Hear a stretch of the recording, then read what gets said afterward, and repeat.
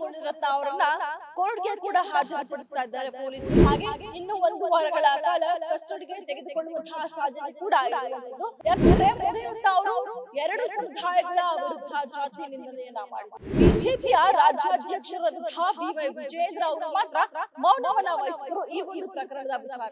Guarantee guarantee guarantee, ಇದು guarantee news. ಸುದ್ದಿ ಖಚಿತ, ನ್ಯಾಯ ನಿಶ್ಚಿತ.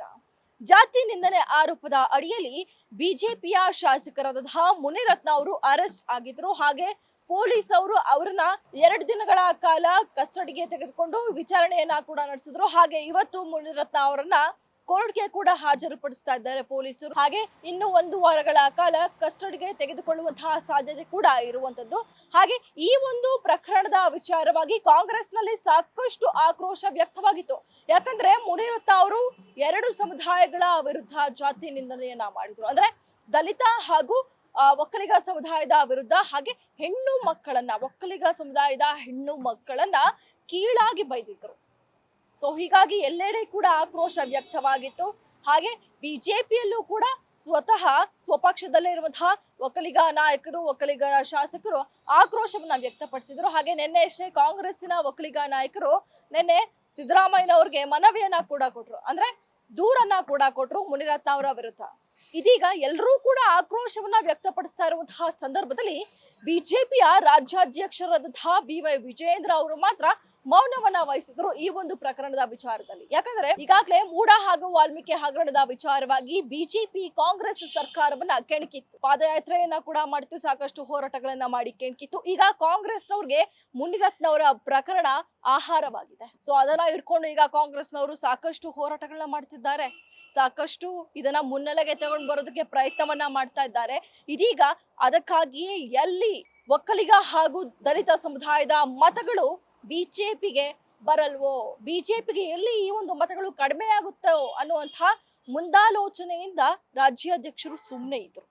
ಅತ್ತ ಸಮರ್ಥನೆಯನ್ನು ಮಾಡ್ಕೊಳಕ್ಕಾಗದೆ, ಇತ್ತ ಕಾಂಗ್ರೆಸ್ ಸರ್ಕಾರದ ವಿರುದ್ಧ ಪ್ರಶ್ನೆಯನ್ನು ಮಾಡೋಕಾಗದೆ ಮೌನವನ್ನ ವಹಿಸಿದ್ರು. ಆದ್ರೆ ವಿಪಕ್ಷ ನಾಯಕರಾದಂತಹ ಆರ್ ಅಶೋಕ್ ಅವರು ಮಾತ್ರ ಮುನಿರತ್ನ ಅವರನ್ನ ಸಮರ್ಥನೆಯನ್ನ ಮಾಡಿಕೊಂಡ್ರು. ಅಂದ್ರೆ ಧ್ವನಿ ಅವರದ್ದೇನಾ, ಏನು ಆಡಿಯೋ ವೈರಲ್ ಆಗಿತ್ತೋ ಈ ಒಂದು ಪ್ರಕರಣದಲ್ಲಿ, ಹಾಗಾದ್ರೆ ಅದರಲ್ಲಿ ಇರುವಂತಹ ಧ್ವನಿ ಮುನಿರತ್ನ ಅವ್ರದ್ದೇನಾ ಅನ್ನುವಂತಹ ಪ್ರಶ್ನೆಯನ್ನ ಮಾಡಿದ್ರು ಆರ್ ಅಶೋಕ್ ಅವರು.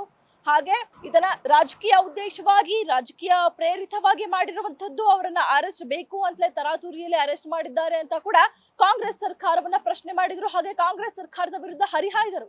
ಆಗ ಎಲ್ಲೋ ಒಂದ್ ಕಡೆ ಸಾಕಷ್ಟು ಏನು ಬೇರೆ ಬೇರೆ ನಾಯಕರು, ಒಕ್ಕಲಿಗ ಸಮುದಾಯದವರು ಯಾಕೆ ಅಶೋಕ್ ಅವರು ವಿಪಕ್ಷ ಸ್ಥಾನದಲ್ಲಿ ಕೂತ್ಕೊಂಡು ಈ ರೀತಿಯಾಗಿ ಸಮರ್ಥನೆಯನ್ನ ಮಾಡ್ಕೊಳ್ತಾ ಇದ್ದಾರೆ ಒಬ್ಬ ವ್ಯಕ್ತಿಯನ್ನ, ಜಾತಿ ನಿಂದನೆಯನ್ನ ಮಾಡಿ ಮಹಿಳೆಯರ ವಿರುದ್ಧ ಕೀಳಾಗಿ ಮಾತನಾಡಿದಂತಹ ಈ ಒಬ್ಬ ವ್ಯಕ್ತಿಯನ್ನ ಯಾಕೆ ಇಷ್ಟೊಂದು ಸಮರ್ಥನೆಯನ್ನ ಮಾಡ್ಕೊಳ್ತಾ ಇದ್ದಾರೆ, ಇದು ಎಷ್ಟರ ಮಟ್ಟಿಗೆ ಸರಿ ಅಂತ ಕೂಡ ಹೇಳ್ತಾ ಇದ್ರು.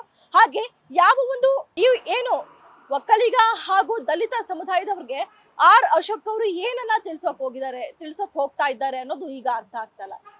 ಯಾಕಂದ್ರೆ ಮೈಸೂರು ಹಳೆ ಭಾಗದಲ್ಲಿ ಒಕ್ಕಲಿಗ ಸಮುದಾಯ ನಿರ್ಣಾಯಕವಾಗಿದೆ.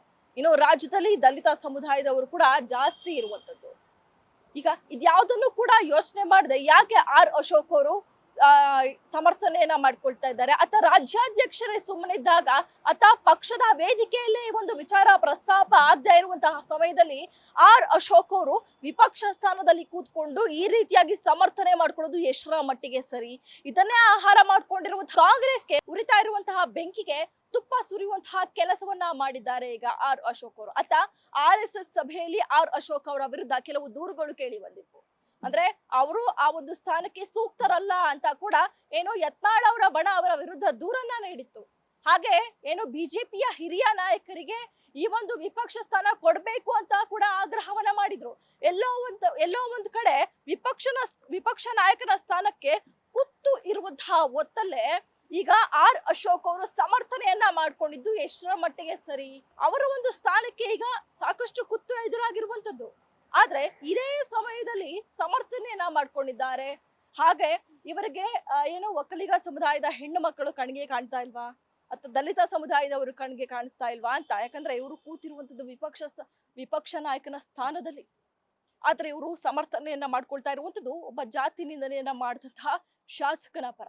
ಹಾಗಾದ್ರೆ ಮುಂದಿನ ದಿನಗಳಲ್ಲಿ ಇದನ್ನ ಕಾಂಗ್ರೆಸ್ನವರು ಯಾವ ರೀತಿಯಾಗಿ ತೆಗೆದುಕೊಂಡು ಹೋಗ್ತಾರೆ? ಈಗಾಗಲೇ ಸಾಕಷ್ಟು ಆಕ್ರೋಶವನ್ನ ವ್ಯಕ್ತಪಡಿಸ್ತಾ ಇದ್ದಾರೆ. ಇದು ವರಿಷ್ಠರಿಗೂ ಕೂಡ, ಈಗಾಗಲೇ ಹೈಕಮಾಂಡ್ಗೂ ಕೂಡ ಈ ಮುನಿರತ್ನ ಅವರ ಪ್ರಕರಣವನ್ನ ಮುಟ್ಟಿಸಿದ್ದಾರೆ. ಏನಾದ್ರೂ ಇದು ಒಂದು ಏನು ಅಶೋಕ್ ಅವರು ಕೂಡ ಸಮರ್ಥನೆಯನ್ನ ಮಾಡ್ಕೊಳ್ತಿದ್ದಾರೆ, ಒಬ್ರು ವಿಪಕ್ಷ ಸ್ಥಾನದಲ್ಲಿ ಕೂತ್ಕೊಂಡು ಅಶೋಕ್ ಅವರು ಸಮರ್ಥನೆಯನ್ನ ಮಾಡ್ಕೊಳ್ತಾ ಇದ್ದಾರೆ ಅಂತ. ಹಾಗೆ ಏನು ಬಿಜೆಪಿಯ ನಾಯಕರು, ಕೆಲ ನಾಯಕರು ಕೂಡ ವಿಧಾನಸೌಧದಲ್ಲಿ ಪಾಕಿಸ್ತಾನ್ ಜಿಂದಾಬಾದ್ ಅಂತ ಕೂಗ್ದವ್ರನ್ನ ಕಾಂಗ್ರೆಸ್ನವರು ಸಮರ್ಥನೆಯನ್ನ ಮಾಡ್ಕೊಂಡಿದ್ದಾರೆ. ನಾವ್ ಯಾಕೆ ಮಾಡ್ಕೋಬಾರ್ದು ಅಂತ ಪ್ರಶ್ನೆಯನ್ನ ಮಾಡ್ತಾ ಇದ್ದಾರೆ. ಹಾಗಾದ್ರೆ ಒಕ್ಕಲಿಗ ಹಾಗೂ ದಲಿತ ಸಮುದಾಯದವರು ಬಿಜೆಪಿ ಪಕ್ಷಕ್ಕೆ ಬೇಡವಾದ್ರ? ಅವರ ಮತಗಳು ಇವ್ರಿಗೆ ಬೇಕಿಲ್ವಾ ಅಂತ ಇವರು ಕೂಡ ಇದನ್ನ ಸಮರ್ಥಿಸ್ಕೊಳಕ್ಕೆ ಕೆಲ ನಾಯಕರು ನಿಂತಿದ್ದಾರೆ. ಅತ್ತ ರಾಜ್ಯಾಧ್ಯಕ್ಷರ ಸುಮ್ಮನಿರುವಾಗ ಇತ್ತ ಕೆಲ ನಾಯಕರು ಯಾಕೆ ಇಷ್ಟೊಂದು ಸಮರ್ಥನೆಯನ್ನ ಮಾಡ್ಕೊಳ್ತಾ ಇದ್ದಾರೆ ಅನ್ನೋದು ತಿಳಿದು ಬರ್ತಾ ಇಲ್ಲ. ಕ್ಯಾಮರಾ ಪರ್ಸನ್ ಪಂಪಾಪತಿ ಜೊತೆ ಕವನ Shivanna, guarantee news, Bengaluru. Guarantee news, ಸುದ್ದಿ ಖಚಿತ, ನ್ಯಾಯ ನಿಶ್ಚಿತ.